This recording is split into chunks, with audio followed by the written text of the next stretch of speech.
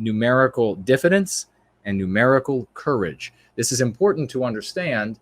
These concepts are important to understand because you have to understand why when non-white peoples come into your country, I got to also do this.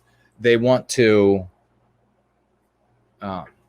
they conform at first, but then at some point that seems to change and they begin to project their biospirit, which is a lovely thing. It's a wonderful thing. It's a terrible thing to live in a place where you are incongruent, where there's this disharmony with the environment and what you feel internally.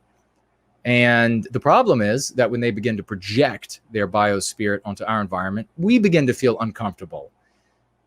And it is the competing biospirits in all of recorded history that have always led to cultural arms races, because your projection of your biospirit, your instinct, is in its aggregate your people's culture. And then when those things compete, because two cultures cannot be in the same place at the same time, when they begin to compete, it eventually becomes violent. And then you have balkanization. This has been the case throughout human history. But of course, if some brilliant reporter at CNN, I saw one earlier today, lovely woman, she was trying to articulate the difference between one person and a group of people. And it must have taken 30 seconds. I'm sure that, I don't know how much 30 seconds actually costs at CNN, but I would imagine it's in the six figures. So that was nice to watch her struggle. But here we go.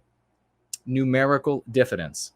Prior to achieving numerical courage, non-white people are in a state of numerical diffidence.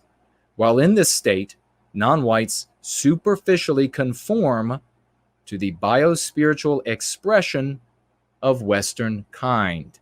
So now you know when you come across all those white people who say, well, we have non-white people in my neighborhood and where I live, and they're not a single problem. They're just like us in every way. Well, how many do you have? Oh, we got about 10. Like you talk to those people at their schools, we don't have any problems at all. Everything's the same. They're just like us in every way. There's just a different hue of skin tone. Really, how many do you have? One. Okay. So this explains it. And if you want to know what it would be like switched around, imagine that you lived in China with 99 other white people, and we all lived in one little neighborhood, one little street, one little block. Would we be comfortable, and really put yourself there, would you be comfortable practicing all of our norms, projecting our biospirit on their environment? You're going to take it. Our Chinese host, you will take it. No, you wouldn't. You would be pretty damn scared. But what if you got up to about 250,000 white people and they were like, say, a whole quarter of a city somewhere in China? Well, you probably would feel a little bit more comfortable projecting who we are onto the environment. That's what happens with everybody. So now we talk about that. Numerical courage. The point at which non-whites within Western countries manifest and project their biospiritual expressions, which are at variance with white expressions, onto Western civilization.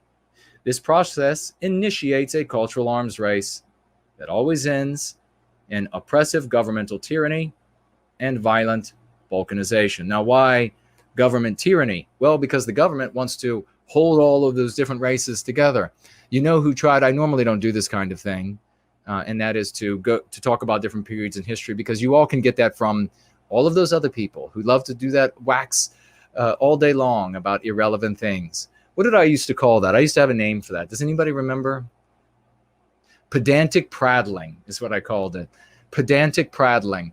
Yes, you can go to them for that, but I will go ahead and share that Genghis Khan attempted to make multiracialism work in his empire, in his capital city.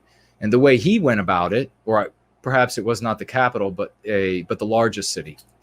The way he went about it was he said, okay, this group is going to be there, that group is going to be here, and we have what the anti-whites start coming unglued about. What do you mean?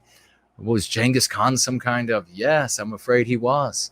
He put them all in different groups and he said, no associating, except very limited association, because they saw the problem of cultural arms races and they attempted to control it.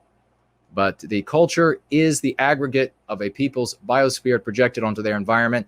Two of them can't exist in the same place at the same time.